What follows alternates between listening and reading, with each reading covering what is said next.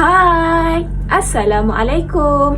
Bertemu lagi bersama Cikgu Hazwani dalam kelas Reka Bentuk Teknologi tahun 5. Murid-murid apa khabar? Baik, Alhamdulillah. Okey, untuk minggu ini kita akan meneruskan topik Jom kita bina Taman Mini Edible. Jom. Okey, pada minggu ini kita akan memfokuskan standard pembelajaran 7.13 iaitu melakar reka bentuk sistem penanaman secara takungan yang dipilih. Okey, jom kita tengok aktiviti seterusnya. Jom kita bina Taman Mini Edible. Okey, kita tengok maksud Taman Mini Edible. Apakah maksudnya? Okey, maksudnya adalah pelbagai jenis tumbuhan yang menghasilkan makanan seperti buah-buahan dan sayur-sayuran yang ditanam di kawasan yang terhad.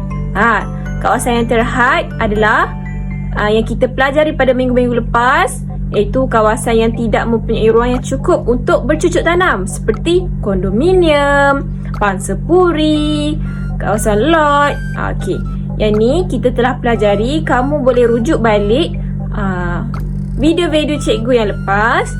Okey, bila kita cerita pasal kawasan yang terhad, mesti semua orang akan suka bercucuk tanam. Tapi macam mana masyarakat yang tinggal di kawasan yang terhad hendak bercucuk tanam? Okey, dengan adanya Taman Mini Edible. Okey, kita cuba search Taman Mini Edible dalam Google. Kalau search kat sini memang banyak lah akan keluar maklumat tentang tanaman mini edible ni. Kamu boleh cuba tengok. Okay, cikgu buka image. Kat sini ditunjukkan taman mini edible. Cuba tengok gambar ni. Tengok dia menggunakan bekas-bekas terpakai untuk membuat taman mininya. Tengok bekas yang terpakai je ni, bekas cat untuk tanam tanaman. Okay, kita tengok lagi gambar. Dia pun kat sini gambar dia menggunakan botol. Ini botol minyak, botol air mineral. Okay, dengan adanya bahan kita semula ini, dia dapat tanam apa tanaman yang dia nak. Tapi biasanya kalau tanaman ni dia tanam sayur-sayuran, sawi. Ini pokok apa? Okey. Kamu boleh cuba tengok, cuba search dalam Google. Dia gunakan tin, ada yang gunakan tin, ada yang guna tengok. Dia menggunakan tin ni, dia guna dan diikat dekat pagar. Ini kalau kita dekat rumah flat, contoh balkoni. Kamu boleh gunakan untuk menjimatkan ruang. Contoh tanaman mini edible. Okay, nanti kamu boleh cuba tengok dalam Google. Ini kalau dia guna pipe PVC. Okey. Okey murid-murid semua, di sini cikgu telah lampirkan contoh bekas guna semula yang boleh dijadikan takun tanaman. Okey, untuk contoh-contoh ini kita telah bahaskan pada kelas sebelum ini. Cuma cikgu nak ingatkan balik apa yang kita boleh gunakan untuk projek kita pada masa akan datang. Okey, salah satunya kamu boleh gunakan botol plastik, iaitu botol minyak, minyak masak ataupun botol mineral yang telah habis digunakan. Seterusnya bekas plastik. Okey, kamu dah sedia maklum. Ketiga, pipe PVC. Keempat, raga sayuran. Okey, jom kita ke video seterusnya untuk mendapatkan maklumat dengan lebih lanjut. Jom. Okey, kita tengok bekas guna semula tanaman. Okey. Botol plastik tanaman. Kita tengok. Okey, dekat botol plastik tanaman kamu boleh lihat macam mana dia gunakan untuk menanam. Tengok dia letak dekat dinding. Ada yang gantung. Kamu boleh buat pemerhatian melalui Google. Macam-macam cara dia menanam dengan menggunakan botol plastik tanaman. Okay, cuba kita search bekas plastik tanaman. Okey, untuk bekas plastik tanaman pula, kamu boleh lihat. Ni contoh. Dia ni guna hidroponik, sistem hidroponik. Okey, kamu boleh tengok macam mana dia menggunakan bekas plastik tanaman untuk menanam. Ni secara sistem takungan lah, kamu boleh lihat.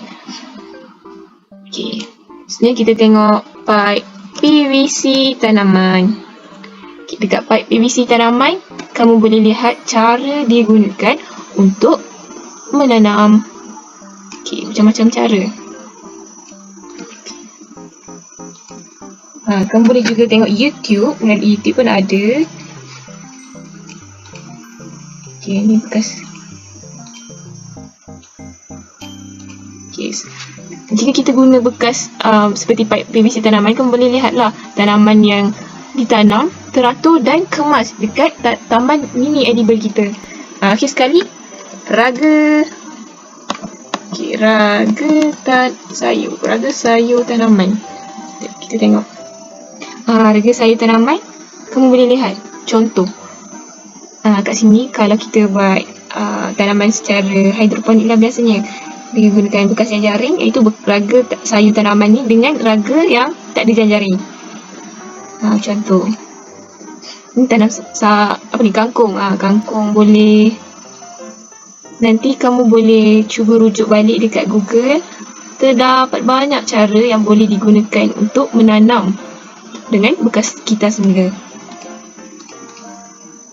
Okey, gunakan Google secara bermanfaat ya. Okey, jom kita tengok proses membina taman mini edible. Langkah pertama iaitu menjanakan idea. Langkah kedua, melakarkan reka bentuk sistem penanaman takungan. Langkah ketiga iaitu menilai lakaran dan membuat penambahbaikan. Langkah keempat, memilih alatan, bahan dan medium penanaman. Dan langkah terakhir iaitu menghasilkan reka bentuk sistem penanaman secara takungan. Pada minggu ini, kamu perlu fokuskan kepada dua langkah utama iaitu menjana idea dan melakarkan idea kamu. Okey, kita ke langkah pertama iaitu langkah menjana idea. Okey, untuk langkah ini, kamu boleh rujuk muka surat 72 dan kamu boleh lihat di sini terdapat 4 sekawan tengah berbincang tentang projek membina taman mini di kawasan kelas mereka. Okey, mereka berbincang di aplikasi media sosial WhatsApp.